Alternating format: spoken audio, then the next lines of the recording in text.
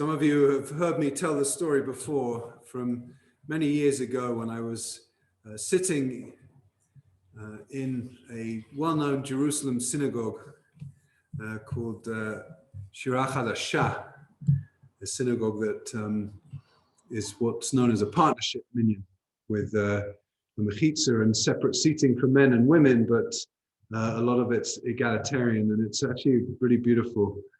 But anyway, the point of this story is not about Shira Chadashah, but the fact that I was sitting right behind two of the greatest Jewish philosophical minds of the 20th century. Rabbi David Hartman, who died quite a few years ago now at this point, and his then son-in-law, Moshe Halbertal, who is one of the leading professors of Jewish thought, especially focusing on the philosophy of the Rambam. Anyway, that's a little bit of context, but I was sitting right behind them. It was Shabbat morning on this Parshat, and David Hartman leaned to Moshe Halbertal, and I heard this raspy New York voice, and he said, "Moshe, which do you think is more dangerous, certainty or doubt?" And I thought I remember thinking, what a powerful question. The good thing is I never heard the answer. I just heard the question. And the question, which do you think is more dangerous, certainty or doubt? Very powerful question. I think we have lived out a very challenging time where many of us have had more doubt than certainty, more fear than optimism. And yet here we are. And I'm so moved by what Alan Katz shared as a sort of collective sense of a gomel, like this power of being back together. But just that we're back together doesn't mean we know what's happening. It doesn't mean we're certain on any level about what's happening. And I found in recent weeks, somehow, I've had so many conversations with people about the kind of religious fallacy of certainty. A couple of weeks ago, I shared the story of the challenging meeting that myself and Rabbi Ruthie Gelfarb had with a very conservative Catholic priest, Father Daniel Nolan.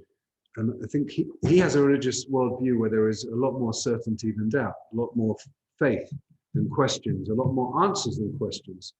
And I've had conversations with people, and some of these people are, frankly, people that I'm working with towards conversion to Judaism, who have grown up in religious contexts where they feel they can't ask questions, where they can't have any doubt. There's just this sense of faith and certainty. And that's never been my sense of what Judaism is. Never been my sense of what religion is. There's a way in which I think that certainty can be very, very dangerous. We've seen it. We've seen it with extreme views, both religiously and politically. We've seen how dangerous the outcome can be when people really feel they have an access to truth that others don't have, and the way that can be used as a weapon, and it can lead to violence, and it can certainly lead to intolerance. And so I've had all of these conversations with people who are just who grow up in a sense that religion doesn't have space for doubt and doesn't have space for questions. It's just about being told this is what you have to believe. And of course, there are parts of our own Jewish community that have that to some extent too.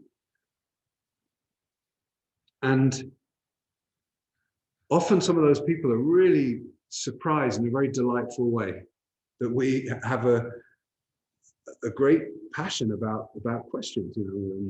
Classically, we think of the Passover Seder, which is all about questions, and the famous quote from Rabbi Ibn Gabirol, who said, "A wise question is half the answer." We don't always need to know the answer. Asking the question is what's important. Asking the question is what's important. In this double parsha, we have this constant reference, and it's what Gali mentioned earlier about living with a sense of security, la vetach, living securely. Betach means, of course. In Hebrew we say betach, of course, like there's not a doubt. Betach means we have security. But if you look at the context in which the Torah invites us to consider living in security, it's living in security in the face of this gigantic leap of faith where you're going to, in an agricultural society, where you're going to leave your land fallow for the whole of the 7th year. And of course, the inevitable question comes up, a neurotic Jewish question that I and many of us ask a lot of the time. What are we going to eat? What are we going to eat in that 7th year? If we can't grow anything, what are we going to eat? And that's where the Torah says, don't worry, you're going to live securely. But living securely doesn't mean that we live with certainty. And so when we come to the second of the two parshas, Behar-Bechukkotai, as I said earlier, the first words of this second parsha are Im Behar-Bechukkotai telechu. If you walk in these chukot, in these statutes. Now, statutes, a chok, is deliberately described as a part of a Jewish ritual for which there's no actual known meaning. It's just we do it. You walk, you take the leap of faith, you walk. But that word im, if, it's entering into a very challenging piece of Torah where it's talking about if you do this, then all of these wonderful things will happen, you'll be happy, your crops will grow, it'll be great. But if you don't, if you make other choices, it's going to be disastrous. And if you look at all of those verses that Larry Cohn read this morning, like many, many, many verses that he read deliberately in this low voice, which is a tradition because we don't want to actually enact these terrible things. It's like a description from a Holocaust survivor. I mean, it's just like horrendous things. And it's set up this paradigm of theology that says, if you make bad choices, all of this terrible stuff is going to happen to you. I don't know about you guys, but I don't have that kind of theology. I cannot have that kind of theology that says to me that if I keep all of the mitzvot and live a good Jewish life, then my life's going to be great. And if I don't, it's going to be awful. That's not how the world works. I said that earlier. It's not how the world works.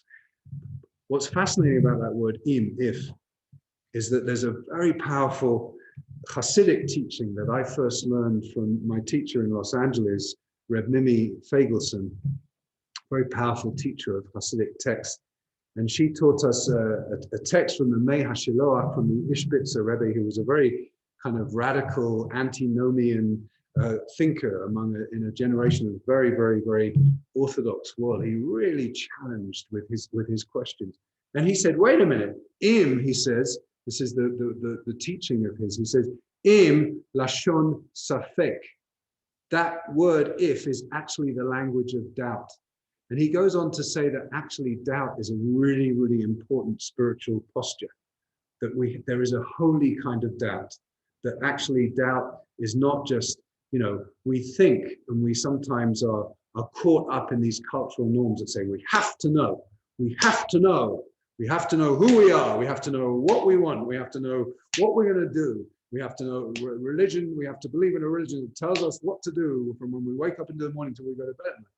But he's saying, and he's in the context of a very religious world, he's saying we live ke'ilu, as if we know what the outcome is, but we can never actually know. We live as if we are fulfilling, in his language, Ratzon Hashem Yiparach, that we're living out God's will, but we can't really know that. And not knowing that gives us much more humility. If we say, I am living God's will, I know what God wants from me, and I'm going to do it, then that's not so much humble, right? Humility is just saying, well, I think this is what God wants me to do, but I don't really know. I'm not really sure. I'm able to walk with that sense of slight trepidation, which is why, as I said, it was so lovely to hear from some of our graduating students that, undecided. I'm going to school, undecided. I love it. It's like, what kind of society makes us know exactly what we're going to do, like at 17, 18 years old, The English education system, as I mentioned, is much more, even when you're in the equivalent of what's that you call it? Like 11th grade, you already have to just do 3 subjects for A-level. That was what I did back then. French, German, and English were my 3 A-levels, which, whatever, that's what it was. But and yet there's this wonderful way in which I think a rich spiritual life is just always being in the question, always being in the spirit of curiosity and inquiry, and always willing to find out more and to have the humility to know that I'm just going to go into this like softly and maybe it'll be the right choice, and maybe it won't be the right choice. And if it's not the right choice, maybe there'll be some beautiful lesson that I'll learn that I didn't know I had to learn. And I think that's really a powerful part of this Torah portion for us.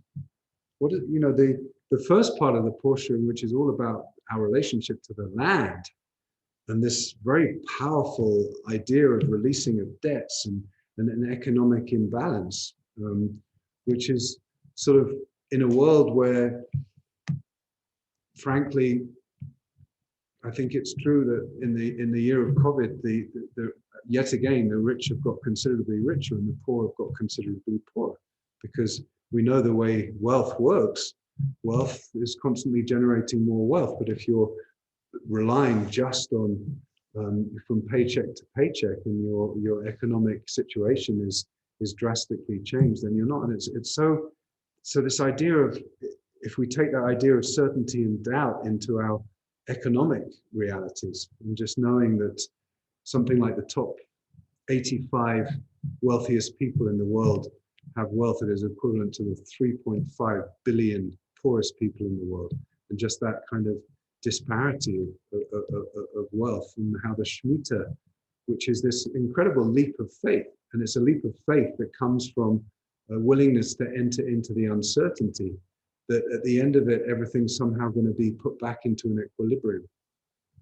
Rabbi Jonathan Sachs says that in most cultures, economic freedom and equality are opposites. You can very rarely have the two together, because if you have total economic freedom, there's always going to be inequality, because that's the way societies work in capitalist societies. But he says that, and that's, we've seen the opposite. If everything's about equality, but there's no economic freedom, then it becomes another form of totalitarianism, as we saw in the former Soviet Union. And so from his perspective, this certainty doubt, the way it plays out in the first of the two parshas, in Parshat Behar, is that actually this resetting, this resetting of what happens every 7 years, and then in a much bigger way every 50 years, where the land goes back to the original owner, is actually a really, really powerful economic, very radical economic policy that the Torah sets out for us. And so, in a sense, if you have that, even though it takes a lot of faith to sort of enter into that possibility, there's something quite powerful about the strategies that the Torah gives us. But going back to the first question, I've said this before, but I feel sometimes, with my background in the arts, and even though I'm far from being a scientist, I'm quite interested in science. I actually believe in science. Sorry if that's a radical idea, but I do. But I feel like, and I've had one this week actually, I talked to a long-time member of Bonei Shalom, and I realized in all the years I've been, I've never had a conversation with him. And that's Dr. Arthur Nozick, who is an award-winning physicist, and he's just been had this incredible entry in Who's Who, and achieved so much in his life, mostly in the area of solar energy. But we were talking about religion, because he was brought up. It was a wonderful conversation I had earlier this week. He was brought up in the yeshiva world, very Orthodox background, and at a certain point, his questions and his curiosity about the world in the way he became a scientist couldn't hold what he was learning in yeshiva. And so he went a completely different way and became an atheist. And now he acknowledges that he might be an agnostic. But the point is that I think that science at its best, art at its best, and religion at its best are all about asking questions and having a curiosity about the world, and not coming in on the premise that I have the answers and I know the truth. I don't like art, and I know there are people who really love art, whether it's film or music or literature. I don't like art that tells me what to think. I like art that inspires me to be on my own creative process, in my own world of discovering something new. It invites me into a door. It doesn't push me through it. And so I think that even though parts of the Torah seem to be incredibly dogmatic with their theology that suggests like reward and punishment, good and evil and all of that, I think if we look deeper into the Torah, if we take some of those commentaries of Meir Shilach, the Hasidic teacher, and others, it's actually a little more subtle and nuanced than that. Im Behar-Bechukkotai telechu. If we live our lives, whether it's our economic lives, whether it's our relationship with the land, because I've just been so aware also of conversations I've had in the last couple of weeks of people who come out of this year just having such a deep appreciation of nature. This morning, as I was walking my dog early this morning, some of the blossom that's on the trees right now is just like, it is incredible, incredible. Yesterday morning, I went for a bike ride and there's all this wild plum trees all over the trails. And the smell is like so intoxicating, and the sight of it. And it's like, here we are in this beautiful world. And that's something that I think is fragile. Our relationship with nature and with the planet can be so fragile. But that was a total distraction. I don't know where that came from. I think I was just a bit drugged out from the blossom this morning. You know? There's such a powerful bracha that we say when we see blossom on fruit-bearing trees that I've talked about before, which traditionally we say in the month of Nisan, but actually we can also say in the month of Iyar, and we're in the last days now of the month of Iyar. And the blessing says, you know, blessed are you who, there's nothing lacking in this world. You created beautiful trees and beautiful people for us to take enjoyment of. And so I think that sometimes when we're caught up in an intellectual kind of elitism that says that I know the answers and I have the truth, it stops us seeing each other, and it stops us seeing even the world around us with a sense of being surprised, being amazed, what Rabbi Abraham Joshua Heschel calls radical amazement. It's like if we have that sense of doubt, not in a like, oh, I don't know what to do, I never know what to do, that kind of doubt that can cripple us, but a kind of doubt that gives us constant curiosity to learn. Then every relationship we encounter, whether it's a relationship with a tree or a relationship with another human being who might live a very different life to us, we always have that possibility of discovering more, of knowing more. And I think that's what religion and art and science give us the power to do, to walk this world, telechu, to walk with a sense of openness and curiosity and wonder and humility, that we live our lives as if we think we're on the right path, but we can never really quite know. So with that, I want to again wish all of our graduates a big mazel tov, and may you walk with curiosity and wonder in this world. And to the parents who are becoming empty nesters, that's also a big transition for you, and may the next steps on your journey bring you also curiosity and wonder to know what's next. We didn't hear what. Is that true?